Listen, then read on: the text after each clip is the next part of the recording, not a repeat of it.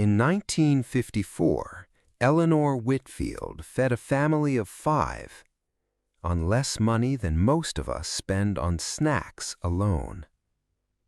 And she never, not once, used a coupon. Years later, when her granddaughter finally climbed into the dusty attic and opened an old forgotten box, she wasn't expecting to uncover a family secret. There were no recipes, no treasured letters.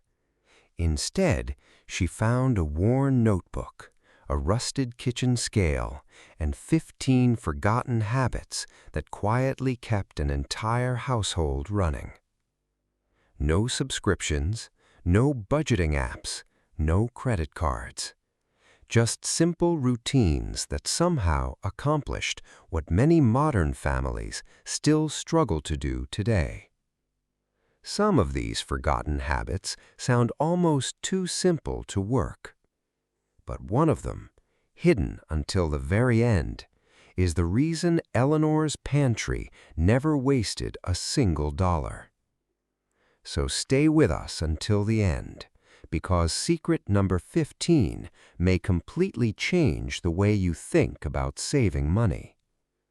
And before we begin, don't forget to subscribe, leave a like, and tell us in the comments where you're watching from. We'd love to hear your story. Eleanor Whitfield never trusted plastic. She said it made food forget what it was supposed to taste like. Every Saturday morning, she walked 3 blocks to the co-op with a cloth sack and a coin purse, never a credit card, because credit cards didn't exist yet for people like her. She bought grains and pulses in bulk, lentils, oats, dried beans, and carried them home like treasure. At the kitchen table, she transferred everything into glass jars lined up like soldiers on the shelf. No plastic bags, no cardboard boxes that let moisture creep in. Her husband Walter used to tease her about the glass army, but he never once complained about a stale bowl of oatmeal. The jars weren't just storage, they were a statement. Nothing in Eleanor's kitchen was allowed to rot in silence. She checked each one weekly, rotating older grains to the front. If a jar looked cloudy, she knew moisture had gotten in, and she'd catch the problem before it became a wasted dollar. Neighbors thought she was fussy. She thought she was simply awake. Decades later, her granddaughter Caroline would find those same jars in a dusty attic box, still smelling faintly of cinnamon and rye. That single discovery would change how Caroline shopped forever. But the jars were only the beginning of what Eleanor knew. Seasonal mapping. Eleanor never bought a tomato in January. It sounds like a small thing now, but in 1954 it was a philosophy.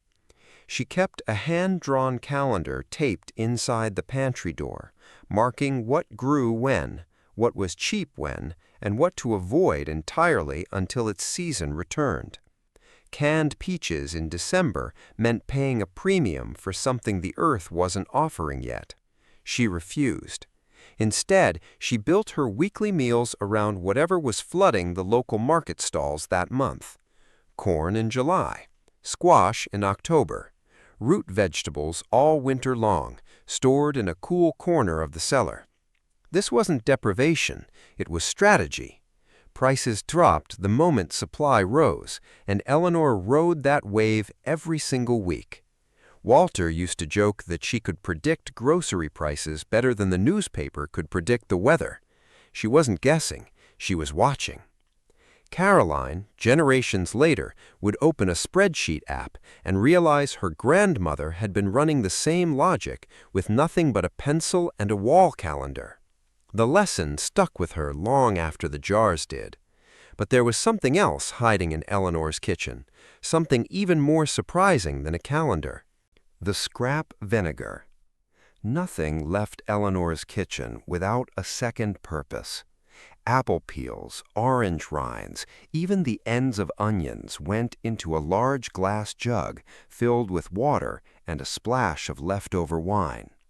She let it sit for weeks, tucked behind the stairs, fermenting quietly while the household moved on with its life. What emerged was vinegar, sharp, useful, and completely free. She used it to clean countertops, to preserve pickles, to cut grease on the stovetop. Store-bought cleaning solutions barely existed for working families back then, and even when they did, Eleanor saw no reason to pay for something her fruit scraps could already do. Her neighbor Dorothy Callahan thought it was strange at first, the smell of fermenting peels drifting through an open window. But when Dorothy ran out of vinegar one winter and Eleanor handed her a full jar without a second thought, Dorothy never doubted the method again. It became a quiet exchange between the two women, a kind of currency built on patience rather than money. Nothing was wasted because everything still had value if you knew where to look. This idea, more than any recipe, was the heartbeat of the entire household, and it led directly into the next secret Eleanor guarded so carefully. Portion control by weight was expensive, and Eleanor knew it. She kept a small metal scale on the counter, worn smooth from years of use, and she weighed portions before cooking rather than after serving. 4 ounces of rice per person, 6 ounces of meat when meat was available at all. It wasn't about restriction, it was about precision. Families who eyeballed their meals often cooked too much, and too much meant leftovers that spoiled before anyone remembered they existed. Eleanor refused to let a single potato go to waste on her watch. Walter used to say she cooked like an engineer, measuring everything as if the kitchen were a laboratory instead of a home. In some ways, he wasn't wrong. Every ounce she saved during the week became an ounce she could spend on something else, a new pair of shoes for their son, a little extra for the church offering plate. The scale sat quietly on the counter for 30 years, and in that time, it likely saved the family more money than any coupon ever could have. Caroline found that same scale in the attic box, rusted but intact, and something about holding it made the old lesson feel suddenly urgent again. But Eleanor's next secret went even deeper into the kitchen's daily rhythm. Manual butter and fats. There was a particular sound in Eleanor's kitchen every Tuesday morning, the steady rhythm of a wooden churn working cream into butter. She skimmed the cream herself from fresh milk delivered by the local dairyman, and within an hour she had butter soft enough to spread and firm enough to store. No packaging, no preservatives, no trip to the store at all. It felt almost magical to Walter, watching liquid become solid through nothing but patience and motion. The leftover buttermilk didn't go to waste either. She used it for baking, for marinating chicken, for softening biscuits into something worth remembering. Every part of the process fed into another part. Nothing stood alone in Eleanor's kitchen. This single habit alone eliminated an entire grocery category most families paid for weekly. It required time, yes, but time was something Eleanor had learned to treat as more valuable than money, because time invested well multiplied itself. Her daughter later admitted she never once bought store butter until Eleanor passed the churn down as an inheritance. That churn sat in Caroline's kitchen now, unused for years, until she remembered exactly why it mattered. And still one more secret waited in Eleanor's world, quieter than the rest. Bread resurrection. Stale bread was never thrown away in Eleanor's house. It was reborn. A hardening loaf became breadcrumbs for Sunday's meatloaf, or it soaked into a custard of eggs and milk to become bread pudding, sweetened with whatever fruit was in season. Nothing about this felt like a compromise. It felt like a second chance for something that still had value left inside it. Eleanor kept a small tin near the bread box specifically for crusts and heels, collecting them throughout the week until she had enough for a proper dish. Her son used to complain as a boy, wishing for something new instead of leftover. But as an adult, he confessed that bread pudding remained his favorite dessert for the rest of his life. Funny how frugality, done with care, could still taste like love.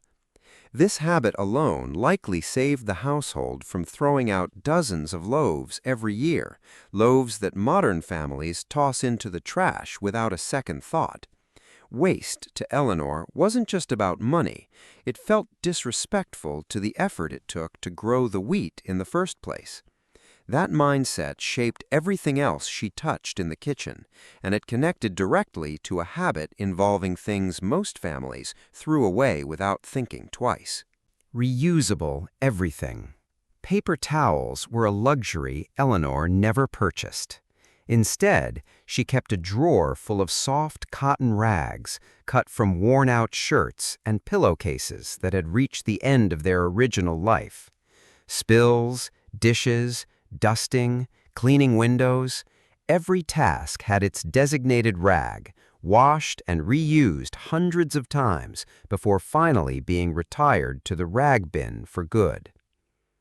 Glass bottles from milk deliveries were rinsed and reused for storing homemade syrups or the vinegar she fermented behind the stairs.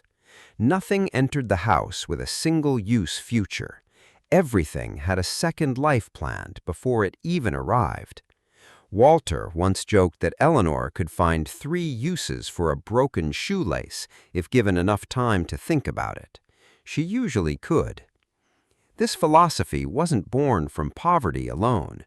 It was born from respect, the belief that resources deserved to be used fully before being discarded.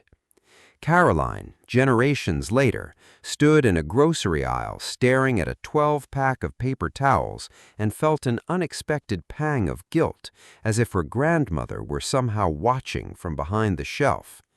That feeling stayed with her long enough to change her shopping cart that very day. But Eleanor's most efficient habit was still waiting to be uncovered. The one-pot efficiency. Fuel cost money, and money was never something Eleanor treated carelessly.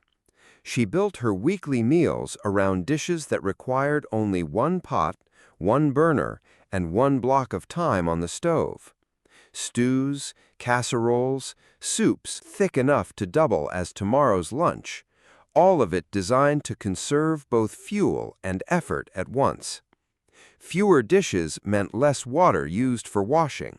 Less time on the stove meant lower gas bills at the end of the month. It was a quiet kind of efficiency that most families never noticed because it hid inside something as ordinary as dinner. Walter came home every evening to the smell of something slowly simmering, and he never once questioned why the same pot seemed to reappear night after night. He simply trusted that whatever was inside it would be good, and it always was. Eleanor treated the kitchen like a budget in disguise, where every choice rippled outward into savings nobody else could see. Her ledger, kept in a small notebook beside the stove, proved it in numbers Walter rarely bothered to check.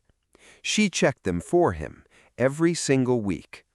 And that same notebook would later reveal something even more surprising about how she protected her pantry.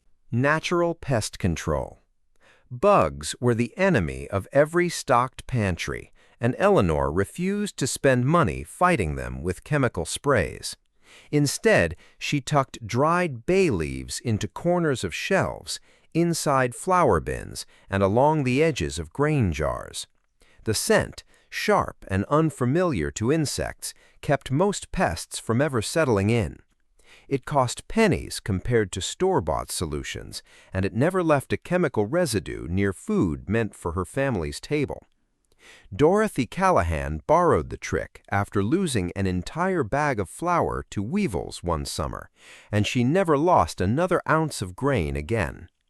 Word spread slowly through the neighborhood, one kitchen at a time, until half the block kept bay leaves tucked into jars without fully remembering where the idea had started. Eleanor never sought credit for it. She simply wanted her family's food to stay safe and her money to stay in her pocket. It was a small defense, almost invisible, but it protected everything else she had worked so hard to preserve. Caroline read about this exact trick decades later online, presented as a new hack, and felt an odd mixture of pride and disbelief. Some secrets, it seemed, were never really lost, only forgotten by the people who needed them most. The Sunday Prep. Every Sunday evening, before the week even began, Eleanor sat at the kitchen table with her notebook open and a cup of weak coffee going cold beside her. No digital calendar, no phone reminders, just a pencil, a page, and a plan. She wrote out every meal for the coming week based on what she already had, what was in season, and what needed to be used before it spoiled. This single hour of planning prevented dozens of small, wasteful decisions throughout the week ahead. There was no scrambling on a Tuesday night wondering what to cook. There was no last-minute trip to the store for a forgotten ingredient, a trip that always seemed to end with 3 unplanned items in the cart. Walter called it her war room hour, and in a way he wasn't exaggerating. It was strategy, plain and simple, executed with nothing but paper and discipline. That notebook, filled with decades of Sunday plans, sat quietly in Caroline's attic box until she finally opened it one rainy afternoon. What she found inside wasn't just a meal plan, it was a map of an entire philosophy, one that modern budgeting apps were still trying to recreate 70 years later. And that map still had 5 more secrets left to reveal. The cold room logic. Long before refrigerators became common in every household, Eleanor relied on something simpler and, in its own way, smarter. A small room off the kitchen, tucked against the north wall where sunlight never reached, stayed naturally cool year-round. She organized it by temperature zones: root vegetables near the floor where it stayed coolest, jars of preserves at eye level, and delicate items on the highest shelf where warm air gathered least. This wasn't guesswork, it was observation, built over years of watching how heat moved through her home. Food lasted longer, sometimes weeks longer, simply because it sat in the right spot rather than the convenient one. Modern kitchens rarely think this way anymore, trusting a single refrigerator to solve every storage problem at once.